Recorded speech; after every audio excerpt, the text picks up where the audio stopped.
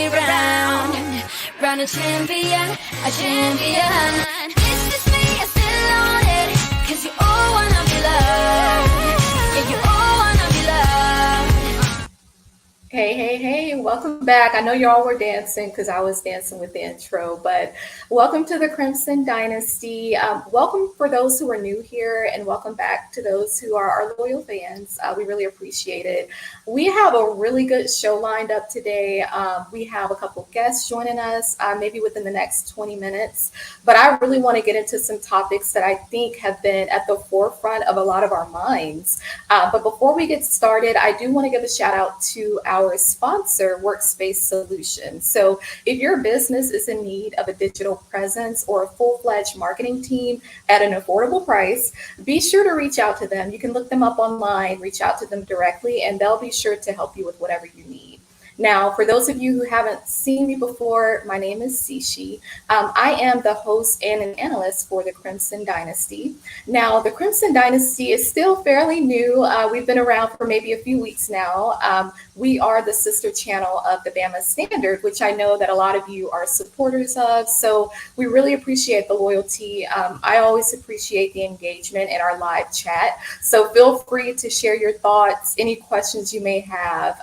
If you want your comment to appear on the screen, be sure to submit a super chat and I'll be sure to answer, any questions you may have, or even if it's just maybe how you feel about our previous game or any comments. So definitely feel free to engage. But I really want to start this off with our game against USF. Now, we played down in Tampa, and I don't think I'm the only one who was surprised with how that game went. Like I was literally, I'm looking at it like, okay, is the screen frozen? Like it says 3, we only have 3 points, but it's like the third quarter, like what's going on? Now, I think going into that game, we had a pretty good idea of, just the whole quarterback situation. And we have to remember too that right before the season started, Coach Saban had mentioned that the quarterback situation, it would be week to week, right? So we already knew going in, and that's why I'm not quite sure why it's been, especially with the Alabama fans, why it's been so much uproar as far as like the whole quarterback ordeal, because we knew that. Like it wasn't surprising. I think we also still knew that, Jalen Milroe, he would still come out as QB1, but that's not to say that we won't see the other guys. So let me just get into what I observed during our game against USF, and then we'll kind of go through our defense, what I think about the coordinators, and then we'll have our guests come on. So the first thing that I wanted to bring up is I question the decision making from the coaching side, why we played Buckner first. I personally feel like we should have put Jalen Milroe out there first. I feel like just for the sake of getting some points on the board and just the comfortability of the players, we should have had Jalen Milroe out there first, maybe for the first quarter. And then I would have put Ty Simpson in maybe, halfway through the second quarter, sometime in the second quarter, had him in there. And I don't think I would have put Buckner in there. I would have put Dylan Larnage. Now, this is a guy who, yes, he's a freshman, but what I saw from him during A-Day, including during fall camp, I'm impressed with Dylan. I think Dylan is one of those guys who get him some more, and that would have been the perfect game for him to get some more experience on the field. But I just think the decision making from the coaching perspective, it wasn't the decision that I would have made. Now, maybe there was more strategy that went in behind them putting Buckner out there first, whatever the case may be. But I will say that I noticed with Buckner, he seemed to be nervous. And it also appeared to me that he hasn't really developed chemistry with the players. Now, I say that because we know that he didn't get to Bama until the summer. So we didn't get to see him in the A-Day game, of course. Now, he did play at Notre Dame, but, of course, Notre Dame, they play different, teams, and they're not playing SEC level teams, to be honest. And so you still question when you talk about his experience, that's relative to the teams that they were playing when he was at Notre Dame. So that's the first thing. He appeared to me uncomfortable. Not one point in the game when Buckner was out there did he seem to be settled. And that was something that stood out to me. And I think because of that, there were a couple of balls that were underthrown, one that was behind, I think Isaiah Bond. One was thrown behind Isaiah Bond. One or two were overthrown to Jermaine Burton. And so I think because of that, it just seemed to me like the chemistry was off. And I get it because he's still new. I know they had fall camp, but really that's not enough time to really get to know the players on a personal level and build that trust with them. So like I said, it didn't make sense to put him out there first. Not to say that he shouldn't have gotten out there at all, but it just made, to me, it was not logical. And I think that was a setup for failure. And we're lucky that our defense held USF the way that they did. Otherwise, we could have taken an L. So I think that going into the game, especially, like when the coaches want to talk about the energy out there on the sideline, I think a commentator mentioned that too. Well, it's like, well, I guess so, because if you're putting a guy out there who never hit the field before at Bama, hadn't had enough time to, build chemistry with any of the guys. And if he did, it's somewhat forced because it's not enough time to really learn the players on a personal level, build trust. So my thing is, I question sometimes the coaches and what they're thinking. To me, it doesn't make logical sense, because even if you didn't want to play, and I'm going to get into that later, but even if you didn't want to play Milroe right out the gate, they could have started the game with Ty Simpson, because we saw that when he has the ball, he moves the ball down the field much more effectively. So I just think that it didn't make sense. And I think we all saw that. But moving on. So I do also think that the play calling was it lacked creativity. It was very conservative. And the way I felt about it, and some of the sentiments that I've heard from, other Bama fans, is that it looked a lot like Bill O'Brien's way of coaching, if you will. And I don't think that that's a good thing at all. I think that if anything, that's something that we kind of want to run away from. And so, it lacked creativity. And we can't even just say that it's because Buckner was out there, because we saw some of the same when it came to our game against Texas. Now, I don't necessarily think that we can really weigh our game against MTSU on the same scale, because, it's a different opponent, different conference. They're the teams that they play. So I think that that's relative, but I just question our play calling. I don't know if Tommy Rees is confused. I don't know if he's scared. I don't know if he feels like he's kind of signed up for something that's a little out of his element. But I think that whatever is going on, we saw that on the field. So I don't like how conservative we've been playing. I think that in terms of, of course, they made the announcement this week about Milroe starting. What I started to realize, and this was more so, I would say more so once they put Ty Simpson in the game, is that our game against USF and the decision making behind the quarterbacks that were getting out there, it wasn't about who was going to replace Jalen Milroe at all. It was more so about who was going to basically be the second string quarterback. And we saw in our game against Texas that, to me, it was obvious that they didn't feel comfortable putting Ty Simpson or any other, QB out there after Milroe. And so I think that it wasn't necessarily about, who's going to take Jalen Milroe's spot. I mean, we saw on the field that neither one of them are necessarily ready just yet. But I do think that Ty Simpson, I've always liked him. I think in the 8A game last year, and even the 8A game this year, I was impressed with Ty Simpson. I think he's one of those guys who has a really good football IQ. I think that he can read the defenses pretty well. I think that he's very mobile. When I saw him in the 8A game, I think this was last year, he reminded me of a Johnny Manziel to some degree. And that was the first name that came to my mind. So I think that if he gets more time out there too, he's going to be one of those mobile quarterbacks who's not afraid to throw those long passes. And we're going to see some really good results with him. So I'm good with Ty Simpson. I think we should be glad that we now know that, Tyler Buckner, he's not yet ready. Maybe he will be in the near future. I don't know.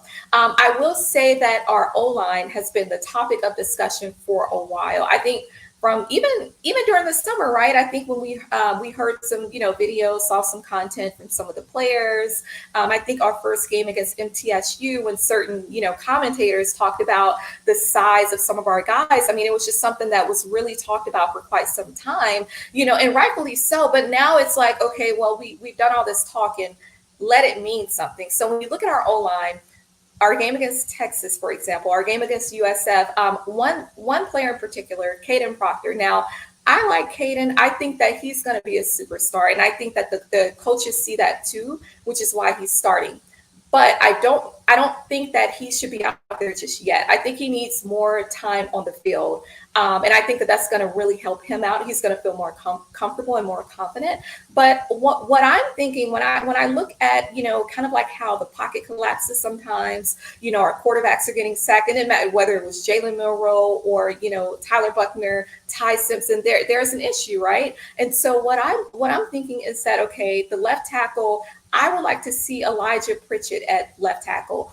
Maybe left guard, maybe Tyler Booker, center, of course, Seth McLaughlin. And then at right guard, I would actually put, I think, Terrence Ferguson. Now, I know that he's played left guard and center, but I think he would do well at right guard. I think if we wanted to strengthen the line, Elijah Pritchett at left tackle, Tyler Booker at left guard, Seth McLaughlin at center, Terrence Ferguson at right guard, and then J.C. Latham at right tackle. That's what I would do in terms of the O-line. I think that we'll see a little more strength there. And of course, another thing as far as the quarterbacks, them being forced to be pocket passers, that's something that we need to get away from. I don't understand the logic behind that. It seemed to me like with the play calling, we were really trying to make Tyler Buckner be something that he's not.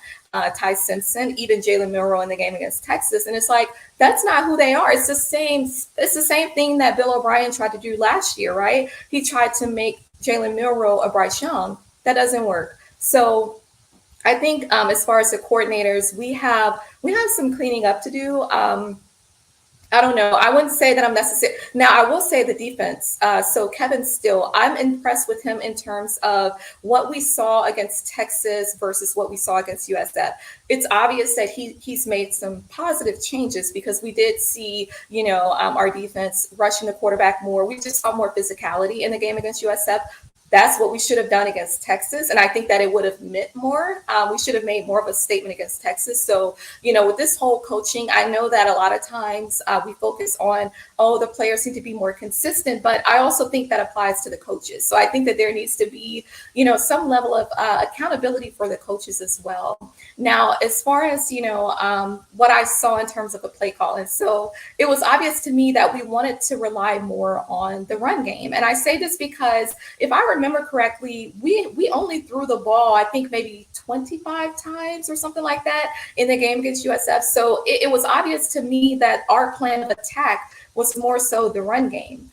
But it did make sense to me that we were only running Jace McClellan and Roydell Williams. Now, they did great. We established a run early on, but it didn't last because it was so easy for USF to figure out what we were doing. So my thing is, like, you can't necessarily call that a W per se. I understand that Roydell Williams, he got the touchdown. And, of course, we know that, like I said last week, he's another Boston Scott. Like, I really like what I see with Roydell. I think that, and we saw how Ty Simpson moved the ball down and set up the play to where Roydell could get the touchdown. But one thing in particular, we did not see Justice Haynes or Richard Young.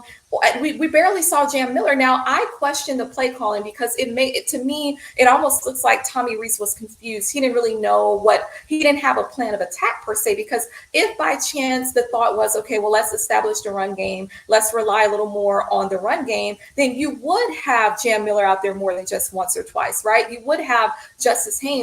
It doesn't make sense to me. I think that Tommy Rees is just as confused as Bill O'Brien was. I said last year that we should have played Jamarian Miller more. In the Texas game, I think he only had one carry. I think against USF, he only had maybe one or two. And I don't understand it.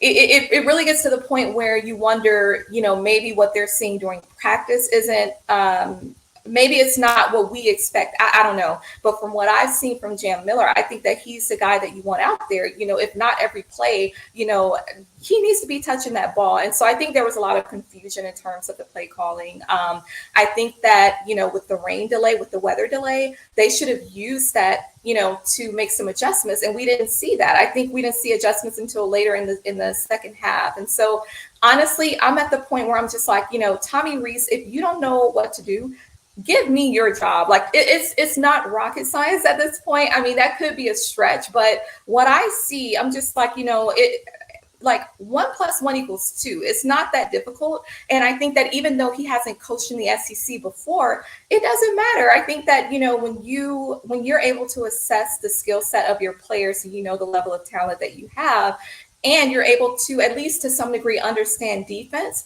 you should be able to strategize accordingly. And I don't understand why we're not seeing that on the field. So I think that he really needs to level up, or he can give me that job, because I would love to take his job, honestly. I mean, he's making money that, a lot of people probably will never see in their lifetime. So it's like he needs to straighten up, or he can, keep it moving too. So I think that we as fans, I still think that all is not lost. I think that now that it's been established that, Jalen Milroe is QB1, maybe, I think the players are going to play a little differently, maybe with more confidence. I think that the fans, will be a little bit more relaxed. And I said before, it's nothing to worry about, because we knew going in that the quarterback situation was going to be something that, would be a little rocky starting out.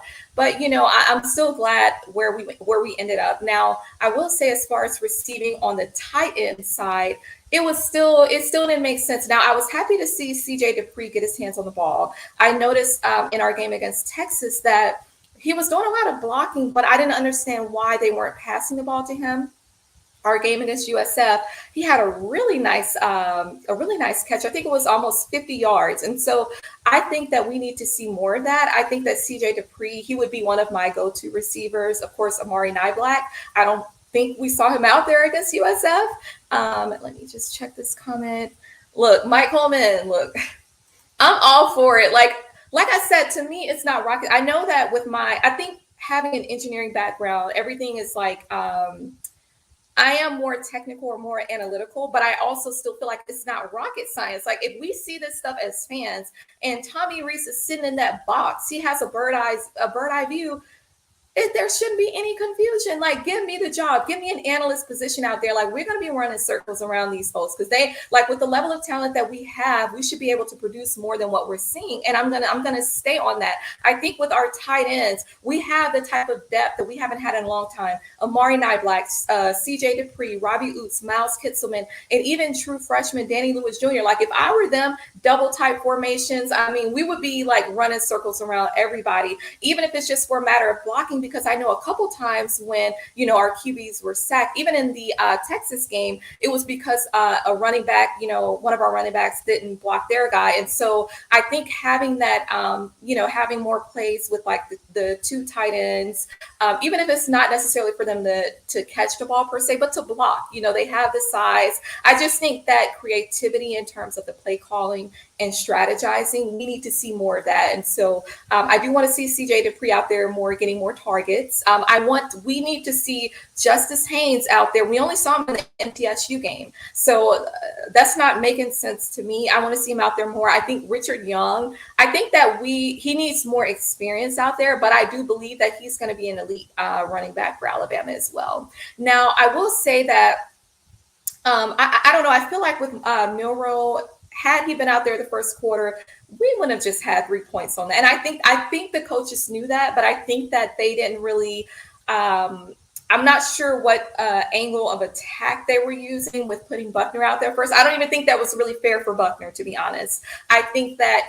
having Ty Simpson out there first, that would have made more sense. Dylan Lonergy, he should have gotten out there. But the problem was that we didn't set ourselves up for success. And because of that, we literally saw it spiral out of control. We had an opportunity with the weather delay. I mean, we had 20 minutes plus a halftime. We had enough time to re-strategize, to look at it from a different perspective. And I guess we later did when we put Ty Simpson in there. But to me, we were a day late and $1 short because it wasn't done correctly in the first place. So that's how I feel about, from an offense perspective. Defense, I think that, I think from a defensive perspective, we did play a lot better than we did against Texas. I think that we should have shown that same level of physicality when we played Texas, as far as rushing, the quarterback. I said last week, the quarterback for USF, Byron Brown, I said last week that he likes to use his legs, and there were a couple of explosive plays that he had against us that he shouldn't have had.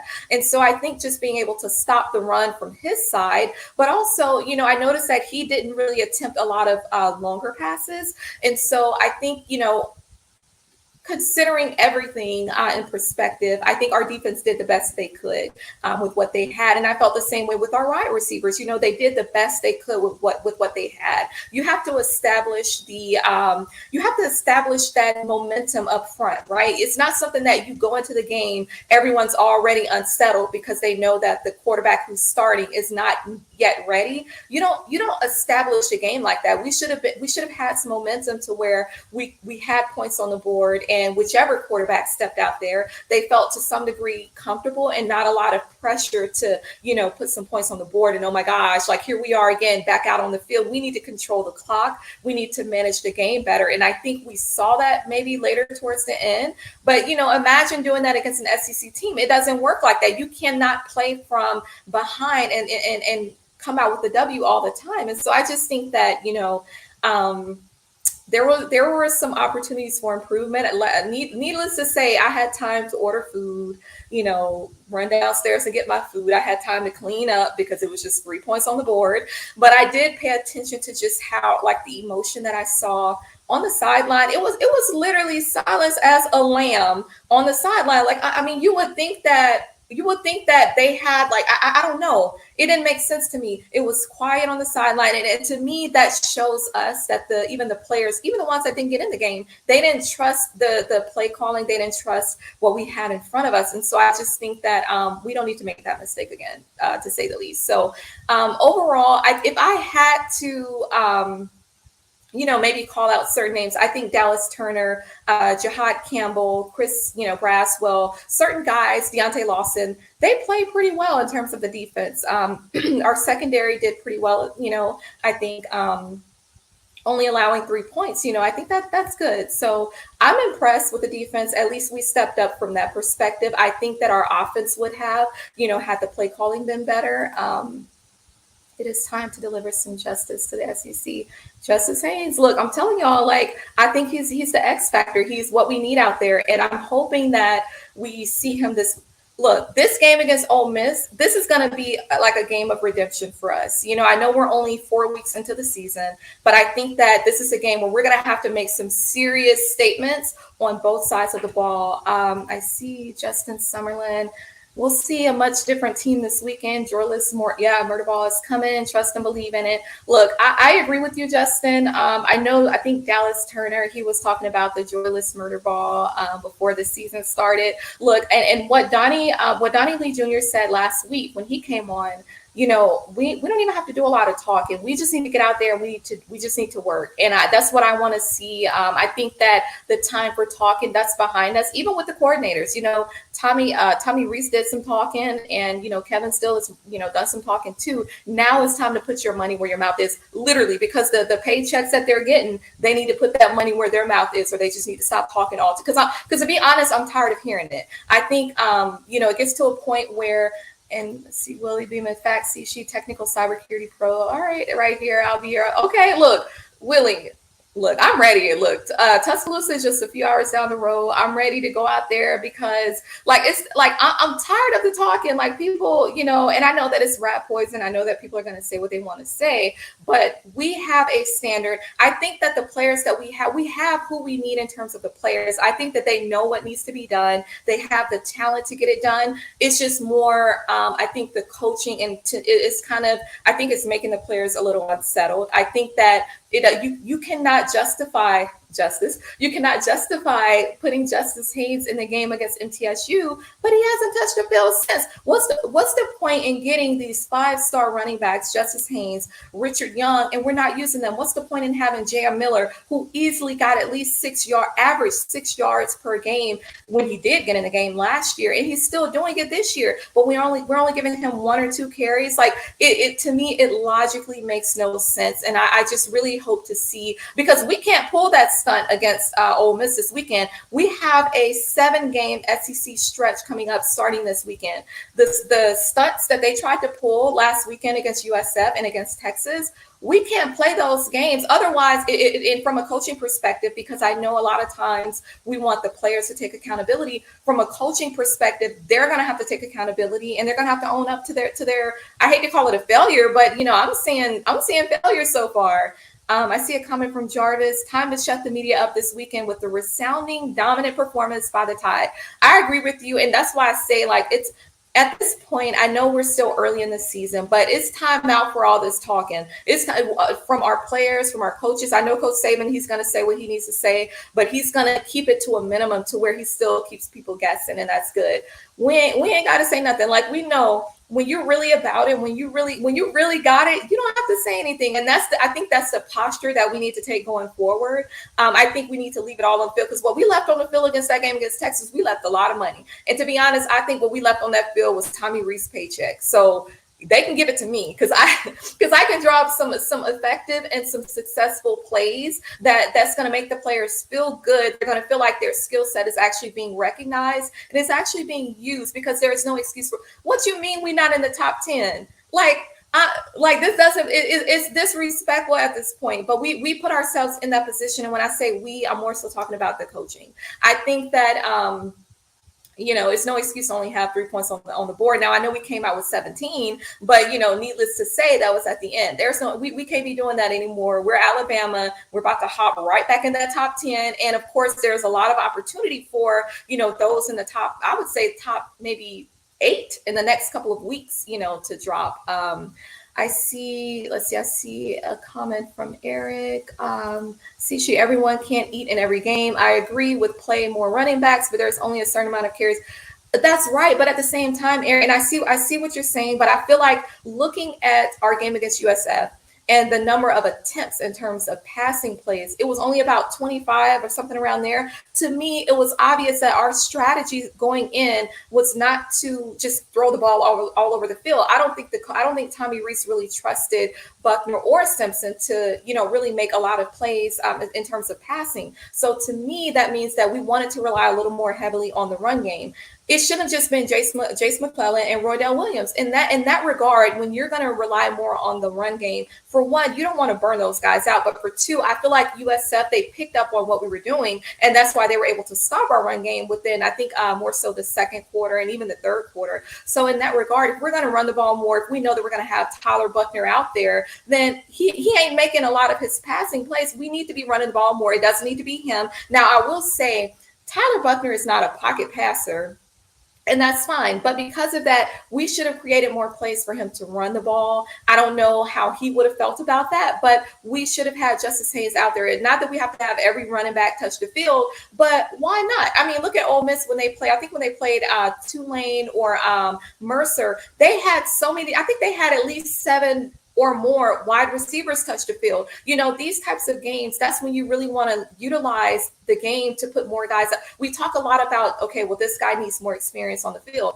Well, a big SEC rival game, that's not when he gets experience. You don't just put that type of pressure on them like that to where they haven't played in any other game and all of a sudden you want to throw them out there. If Justice Hayes just touched that field against MTSU 3 weeks ago, we're going to throw him out there against Ole Miss. I just think that there's a way to do things to where not only does the players feel comfortable, but they get out there and they make effective plays, And so but I do agree with Eric, because of course, not every guy is going to get out there and see the field every game. But to me, that's where the coaching comes in, because on the offensive side, if I'm a coach, I need to know what the defense from the opposing team is going to do. I need to at least have an idea, and I need to draw plays that are going to, effectively work against them. But I do believe that we have one of our guests here.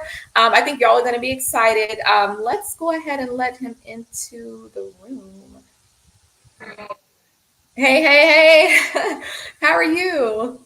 I'm doing just fine. How are you doing?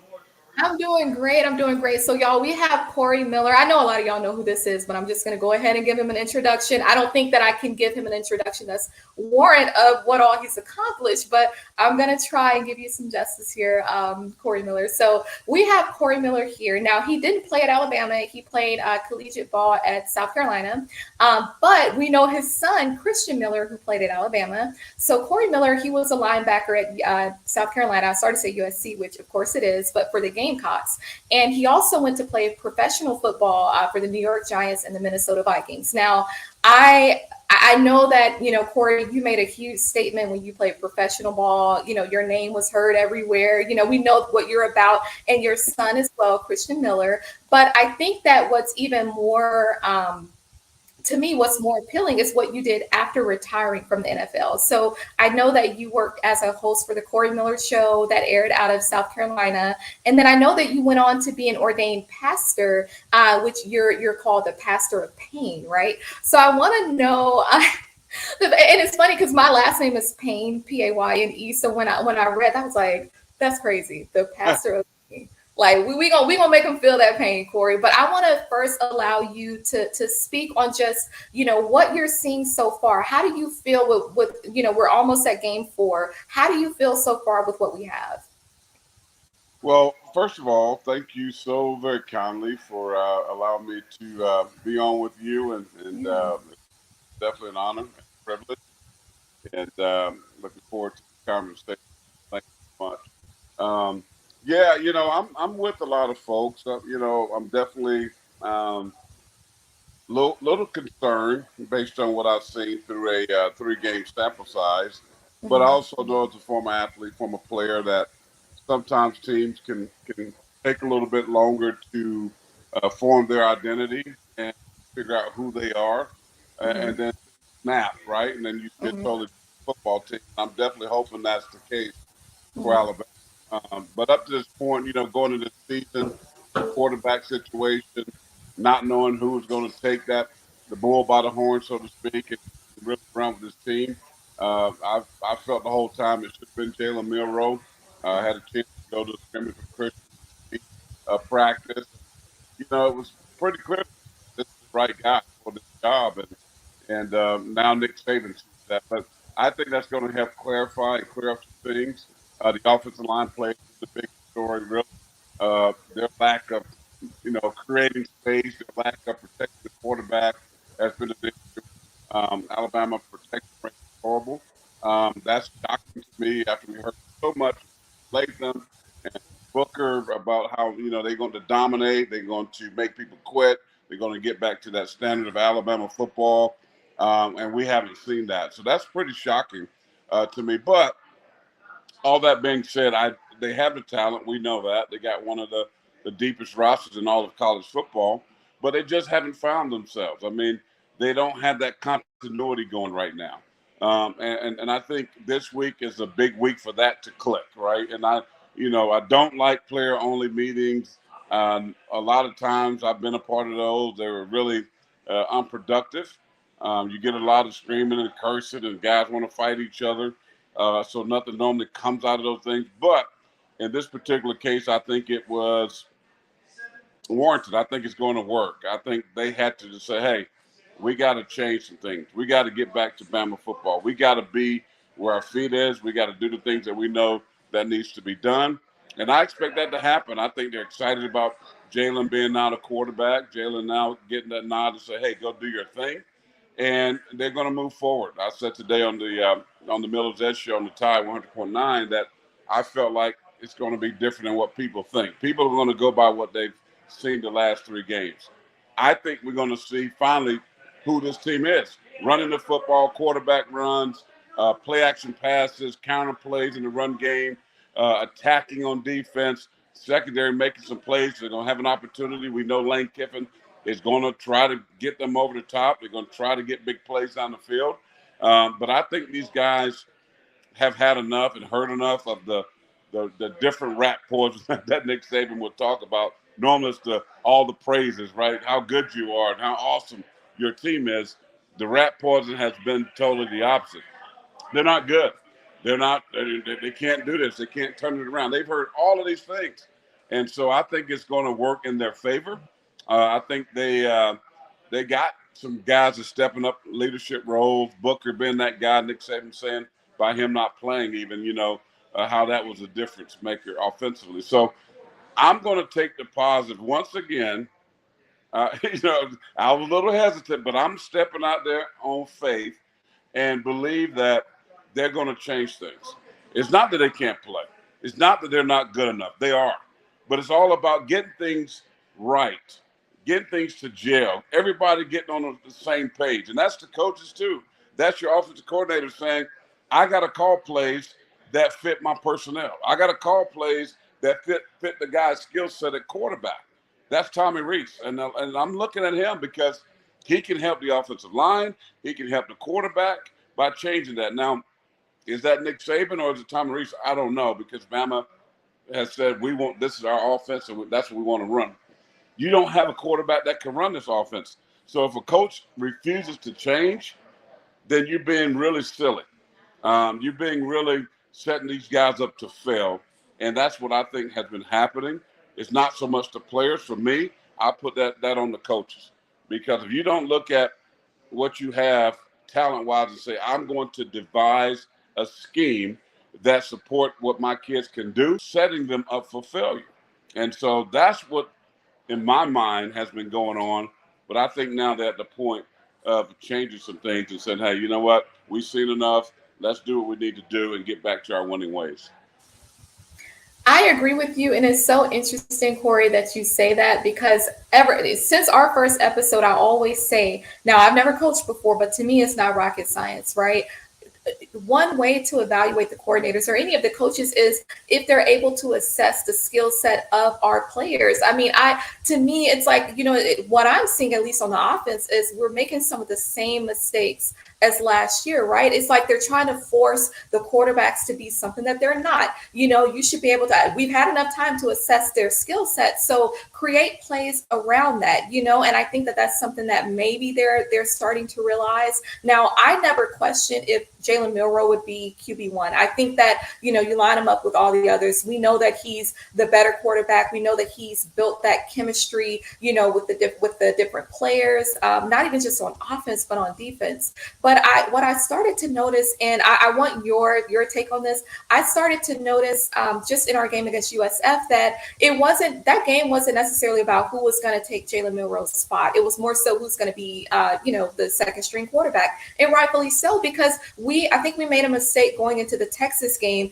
not being able to make the changes that we needed to make in terms of, okay, they're sacking, Jalen Milroe. Something is wrong with our O-line. Like, we need to make some changes. That doesn't mean that another quarterback needs to take his spot, but it seemed to me that we were trying to define, okay, who's going to be that guy that we call on? We got 7 SEC games coming up back to back to back. If something were to happen with Jalen Milroe, God forbid, who are we going to call? Is that going to be Ty Simpson or Tyler Buckner? Or maybe Dylan Lonergan, who knows? But do you feel like that was more so the strategy, or do you think that they were more so trying to, replace Milroe?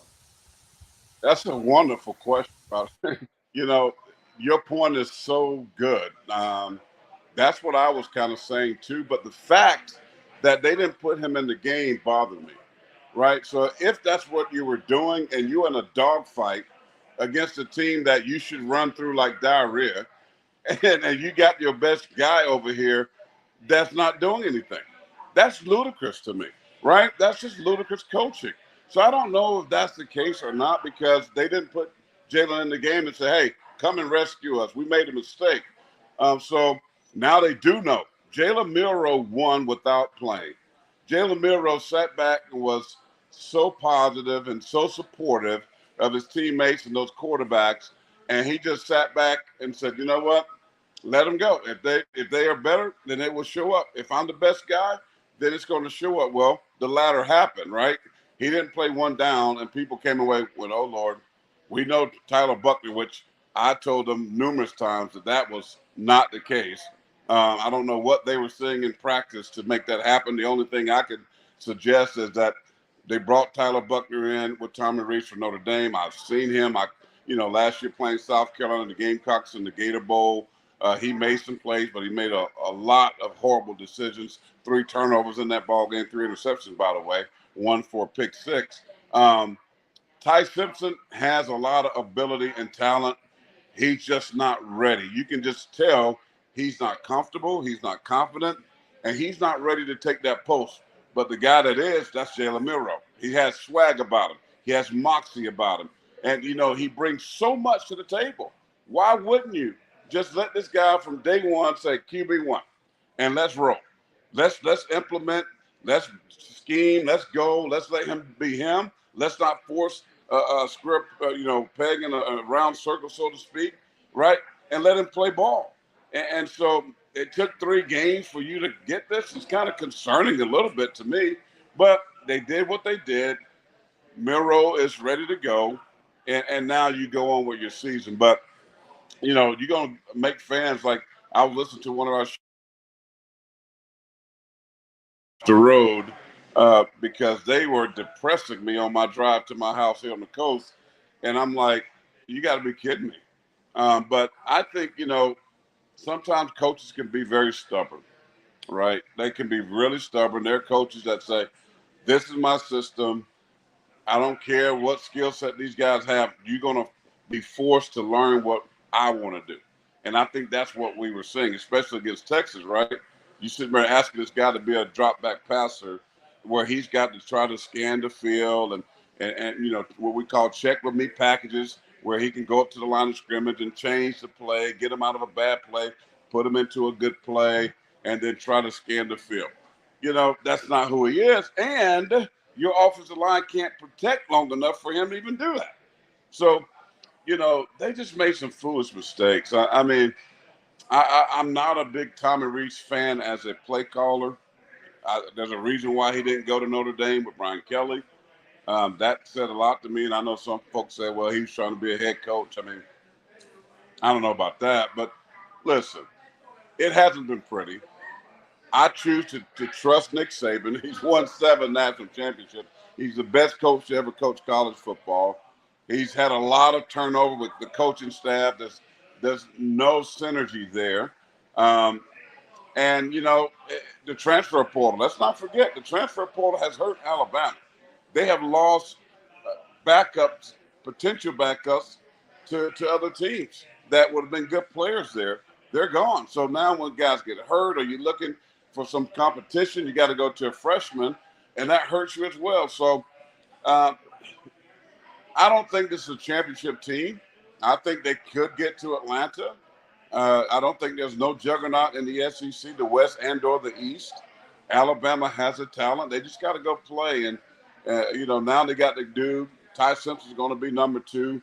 Tyler Buckner should be number 4. You mentioned, I heard you say Dylan Lonergan.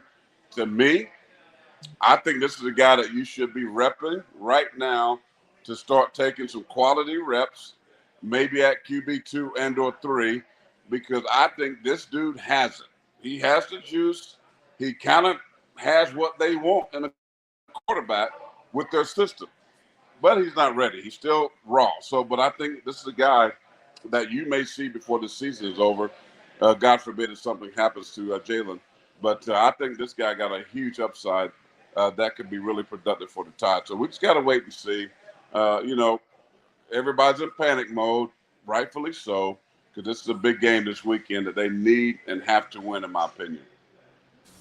Right. And every point that you hit on, I'm over here shaking my head like, yep. Are you amen to me? Are you amen? I am. You know what? And I'm trying not to wave my church hand. Look, my church hand about to go up. It's about to go up because you're literally echoing every single thing. And it's just like, it's not rocket science, but we do have another guest that I want to join us and join our discussion right now. We have Bo Scarborough. I know he doesn't have a lot of time, but Bo, how you doing? Good. What's up? Doing? How you doing? What's up, Bo? How you doing? Doing great, my friend.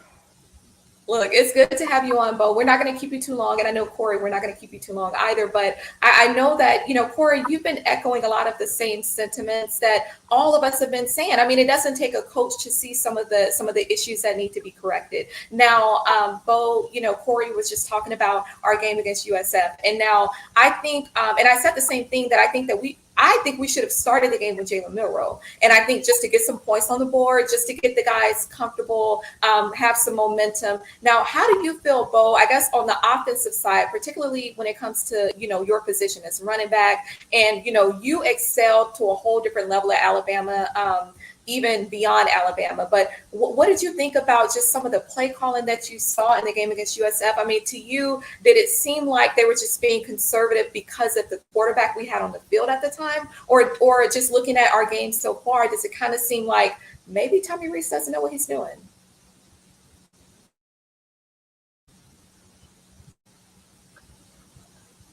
Corey, can you hear me?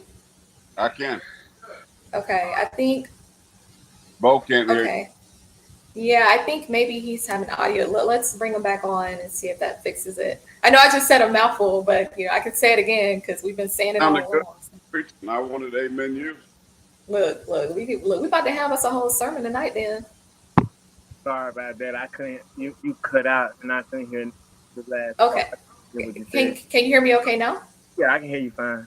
Okay, so my question to you, when we think about our game against USF, in my perspective, the play calling was very conservative. It wasn't no creativity at all. Now, I can't say that this is my first time seeing that this season. I think, we saw that when our game against Texas. But I do want to ask you from an offensive perspective, we see particularly the running backs. We see Jason McClellan out there pretty much the whole game, Roydell Williams. Do you feel like maybe as far as the play calling from an offensive perspective, it lacked creativity and it was conservative because of the quarterbacks that we had on the field, Buckner and Simpson? Or do you think that maybe, Tommy Rees just doesn't know what he's doing? Uh, I wouldn't exactly say Tommy Reed doesn't know what he's doing. Maybe it's the guys that hearing a different voice in the huddle, calling the play, and they trying to get used to it, or trying to get used to that new face they've been in the being in the huddle with Jalen Milroe missing, and now they got a new face all of a sudden in the huddle, and a guy that's and they can take a toll on the offensive line, on the offense period when you got a quarterback and you got these guys been listening to him this whole all season, then all of a sudden the ones hear a new voice in the huddle, and sometimes play calling is long, and sometimes you don't understand what another person is saying, and you have to ask them again. The play, and that probably could have played a role in as well. And I would like to see Justice Haynes play a little bit more. He's one of the backs that I think that has it all. That the type of back that that we are looking for. Jason McCullough, he's that first and second down back. He to me, he's a kind of scat guy, and Justice Haynes, I think he's a all around guy, all three down back, which he can catch, and he can get you 2 to 3 dirty yards. When the hole is not there, he not find his way through the hole and create yards, and I think that's the best that Justin Haynes bring to the table, and I like Rodell as well. He run hard, run physical, but sometimes when you don't have that blocking that you expect, and when you get through your reads, and it kind of hits you in the face like, oh, like what I'm gonna do next, because you expecting your you expecting your teammate to do their job, and you expecting them to pick up that block, which every running back knows who's supposed to block who. So you already anticipating that block coming, but once it been missed, then you got a quick second to think. And I think that we're messing up our running game right now, is that when we get comfortable running, we go away from it. And because we started off the game pretty good running the ball, and then we went away from it. Then when we came back to it, it wasn't anything there. Our offensive linemen, I think they just need to stay low and get a hat on the hat, and at least move the guys 1 or 2 yards to give the running back a chance to read the defense, and the quarterback situation. And I think that Coach Saban just gave everybody a chance, and you can go back into the 2000 and I want to say 16 team, where it's the 15 on the 16 team, where we switched out a lot of QBs during the first 2-3 games, and after that, Jalen Hurts, took over, and that's who the starter was. We went through, I think, 2-3 quarterbacks then, same as Jake Coker and Blake Sam. And we went with Blake Sam, and it was Jake Coker with Cooper Bateman and David Conwell, uh, and what's his name? Blake Barnett and they was all in competition, and you seen all those guys start. And when it came down to it, Jay Coker was the guy by game 3, and everybody had their chance, and I think that Coach Saban gave everyone their chance, and they gonna roll with Jalen Milroe because he's the most productive one. I think that he's the most game manageable one as of right now. He's the best that we have. Yeah. Yeah, I agree with you. And honestly, I'm going to echo what you said about Justice Haynes. I don't know why we haven't seen him in the game against Texas or USF. I think the last time he touched the field was in the game against MTSU. Same with Jan Miller. I don't know why we're not playing him more because he only got one carry, I think, in the game against USF and maybe two in the game against Texas. To me, it's not rocket science. Like these guys, they show what they can do, and it's like they're not using them the way that they should. But I do want to kind of pivot a little bit and kind of move on to our game against Ole Miss this weekend. So I'm going to start with you, Bo, and then Corey, I'll jump over to you. But I want to know, Bo, from your perspective, we have Ole Miss this weekend now. We know Lane, if there's one thing that he can do, he can talk. But we know another thing that he like to do. He's good when it comes to offense, right? Now, he has some powerful weapons. I'm going to get into that later. But I want to know, what's your perspective on kind of like what you think our plan of attack may be this weekend, but also how do you see the game going and who do you think is going to stand out? I see this game going, and I think our team understands now since they didn't have a only players meeting, and everyone got off their chest what they wanted to say and what they needed to say, and that they put out and that they put their pride to the side. Hopefully, and that they can come together and be the Bama team that everyone expects for them to be. And I can see that this game, especially they angry. They got a chip on their shoulder right now.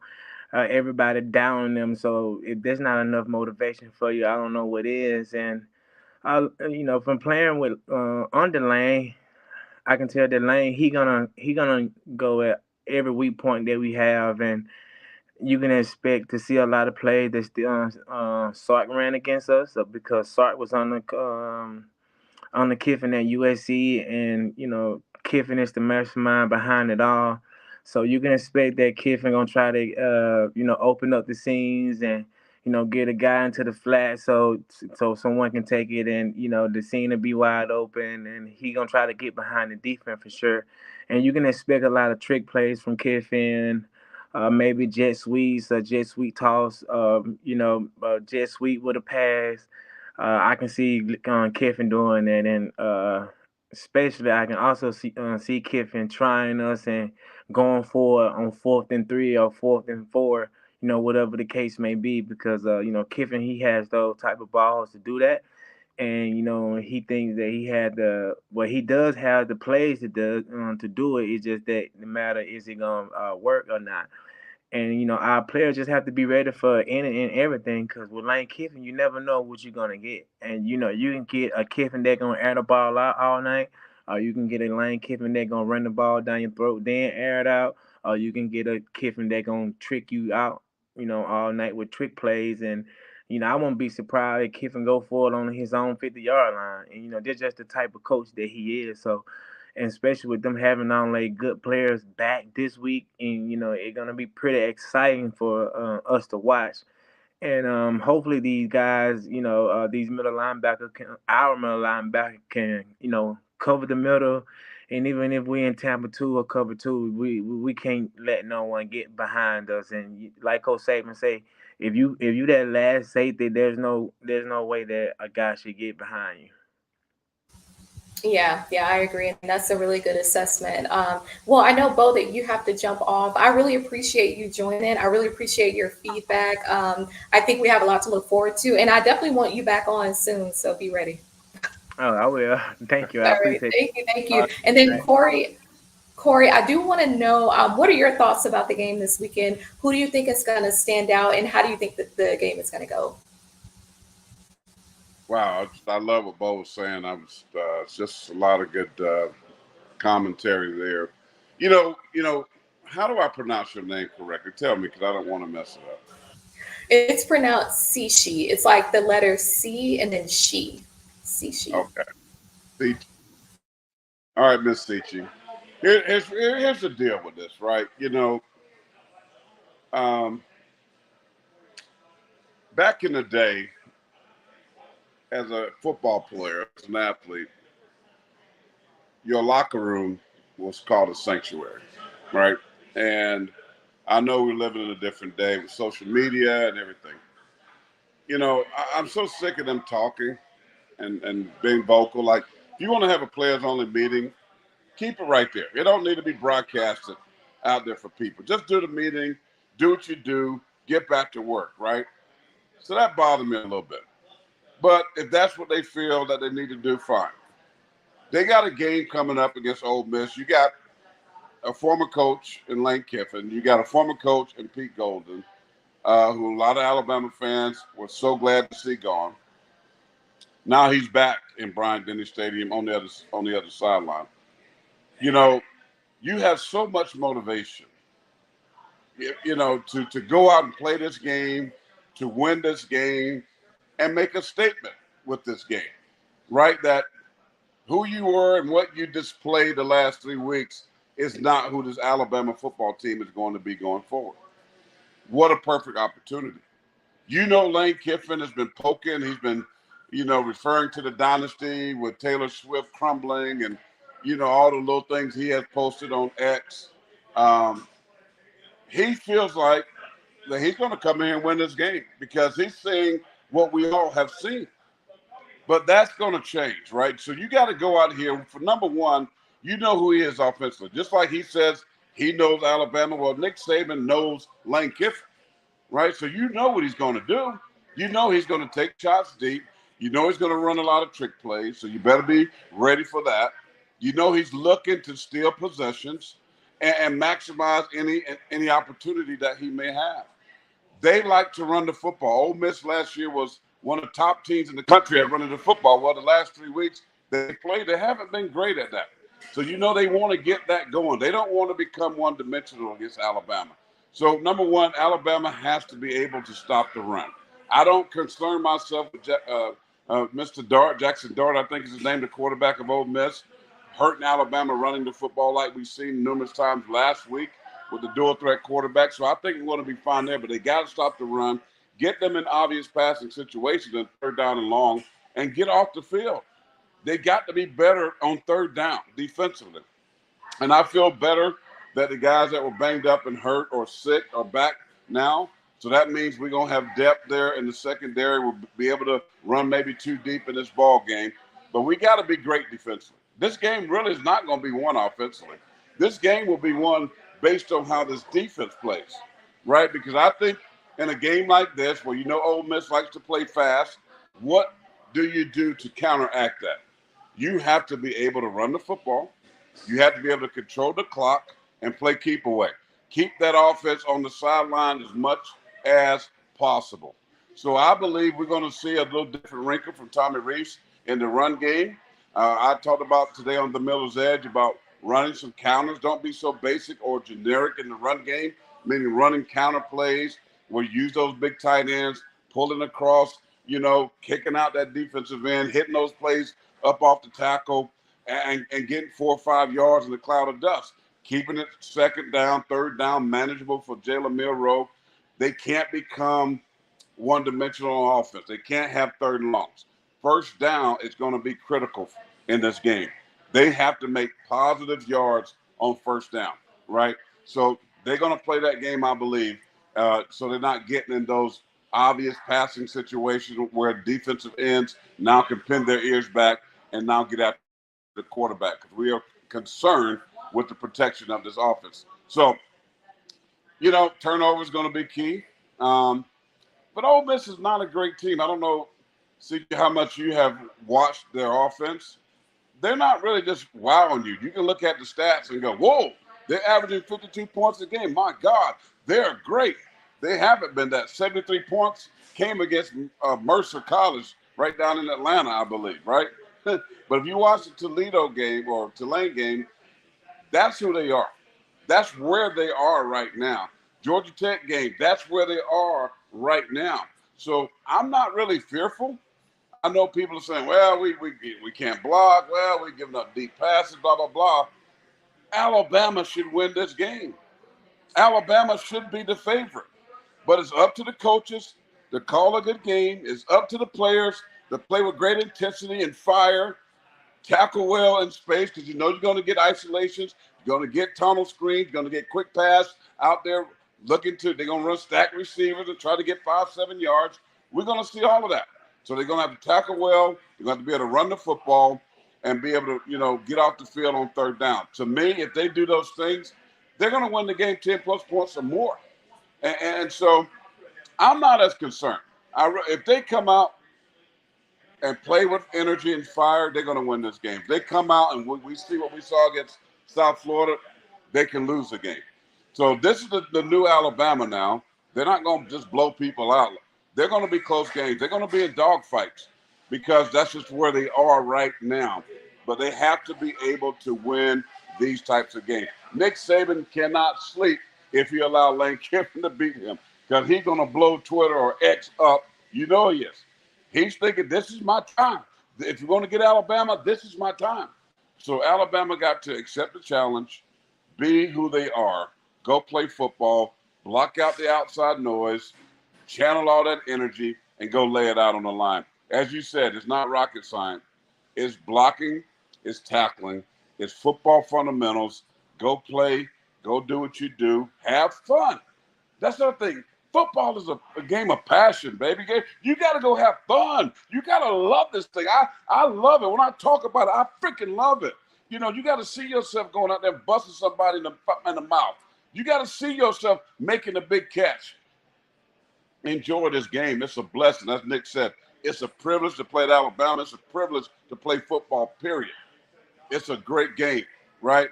And it's amazing. It's a gladiator sport. And I hope these new kids get that, right? It's a privilege to put the A on, to go out there in front of 100,000 and entertain them for 60 minutes or however long it takes. So if they possess this attitude, they're going to win. If they don't, they can lose. Alabama can lose to anybody. That's very obvious when you're 3-3 on the road at South Florida. Give me a break. I mean, come on. So that just tells you if you don't play with energy and passion, you can lose football games, especially a team that's well coached and has really good athletes like Ole Miss.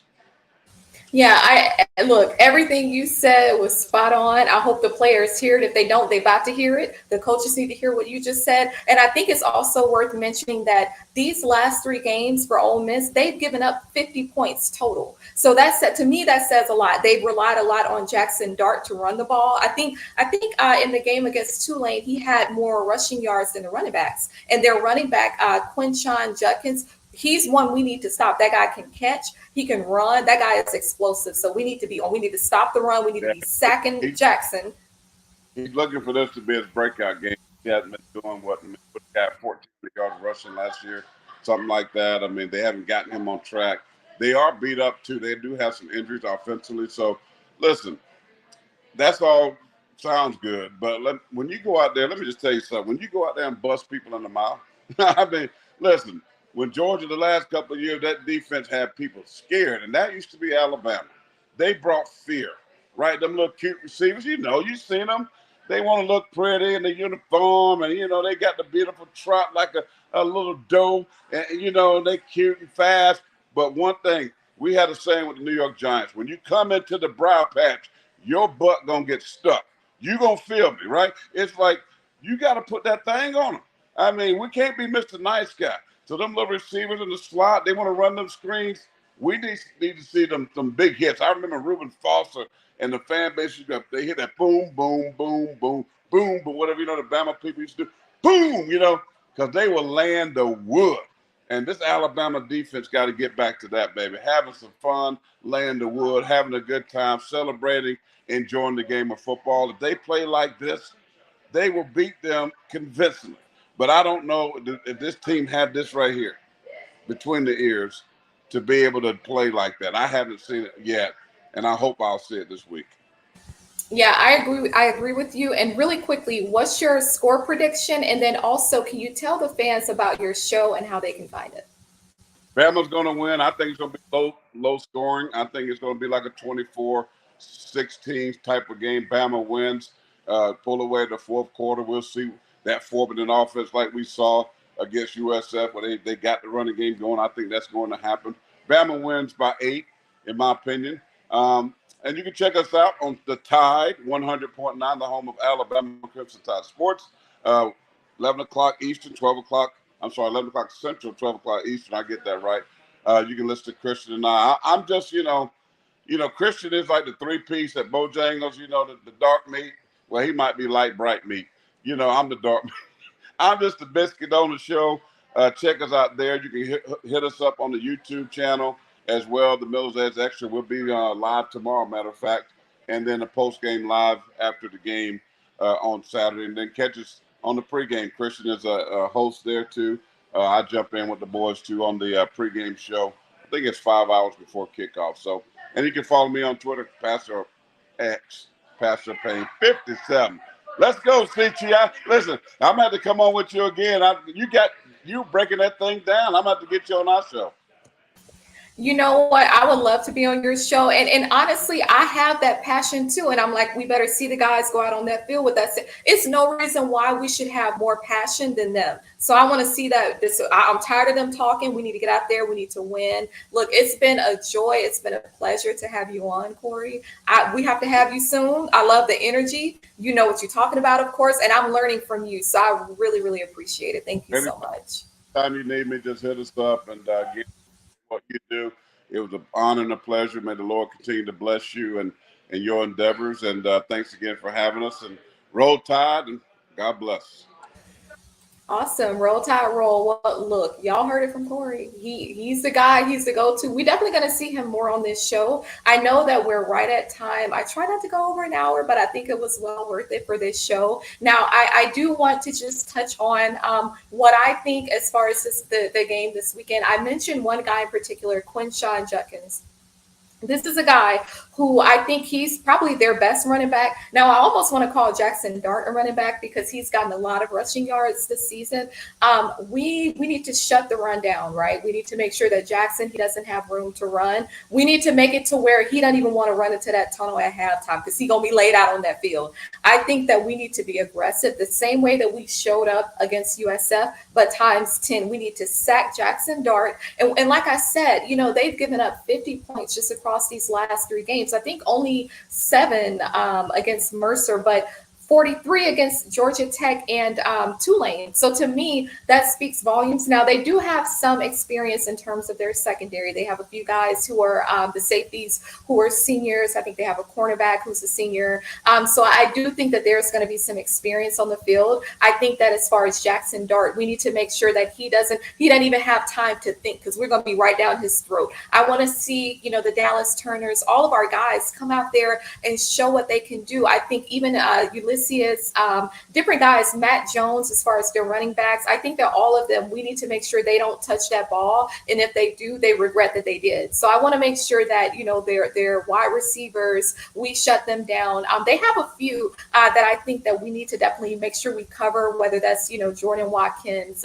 There's a guy, Dayton Wade, Tre Harris, for sure. He's a senior. He has a lot of experience on the field. And I think that that's something, I think he already has almost 200 yards and already 5 touchdowns just in this season alone. And so, it's going to be a lot of competition. It's going to be really competitive. But I think this is the game where all our guys who's been doing a lot of talking on social media, all these videos and the press conferences, this is going to be the game for them to put that NIL money where their mouths are and for our coaches, because I don't want to see this mess that we saw against USF. Not trying to, just talk bad on the coaching, but I do think that leadership starts at the top and they need to be accountable. And I don't want to see this mess that we've been seeing with Tommy Rees. To me, it's almost like deja vu with Bill O'Brien. Bill O'Brien, he had overstayed his welcome. He should have been let go at the end of 2021 after we lost to Texas A&M and we got embarrassed in 2022. So I think, with Tommy Rees, he needs to settle down. Number one, he needs to understand why Bill O'Brien fell to begin with so that he doesn't make the same mistakes. But number two, I need to feel comfortable that he knows how to assess the talent that we have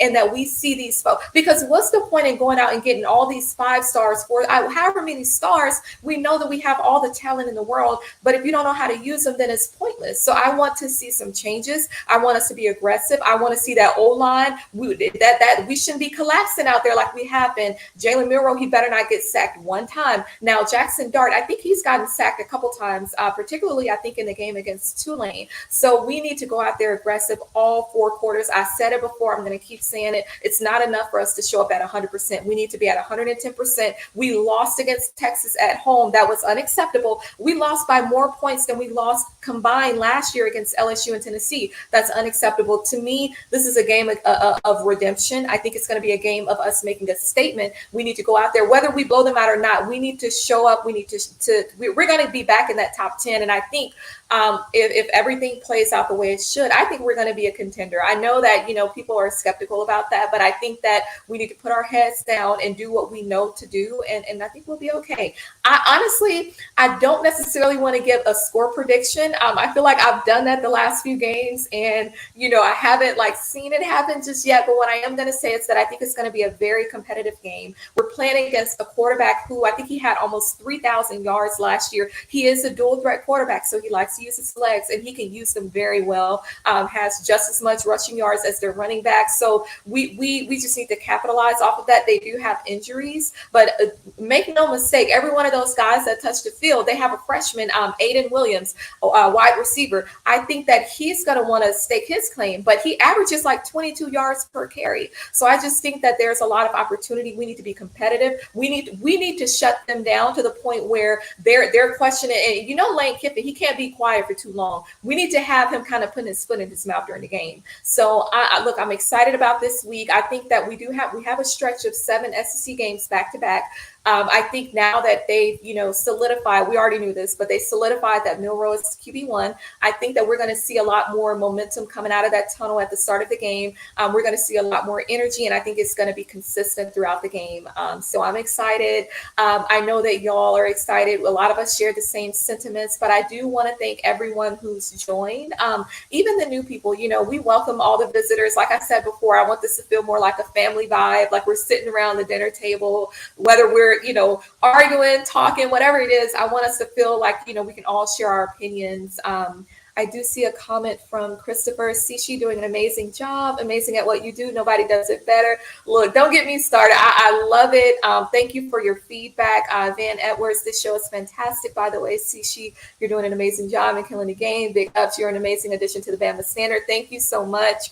I really appreciate all the viewers, even if you don't necessarily feel comfortable just yet chiming in the live chat. I hope that you do. I think that there's no wrong statement besides, go Dogs or any other team. So, hopefully we don't see any of that. I see my best friend, Erica. It most definitely feels like a family vibe. Great show. See, she's so proud of you. And happy early birthday to Erica. Her birthday is Friday. She's a great friend, and she also went to Bama with me, and she's a huge Bama fan. She knows her stuff too.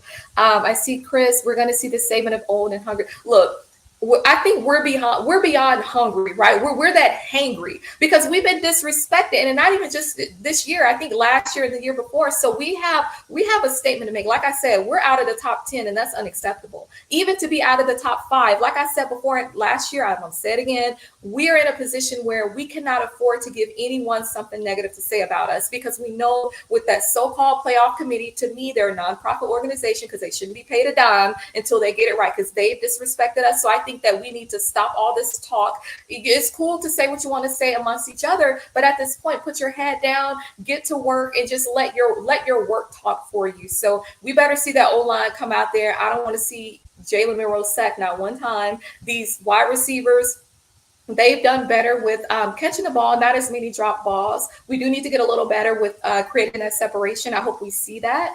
And I just want to see us go out there and do what we know we can do. So I really appreciate everyone who's joined and who's, just been in the live chat, and even those who come back and watch the replay. I really appreciate it. Thank you for your support. Those who support the Bama Standard. Like I said, those are like brothers to me now. And I just really enjoy just that vibe.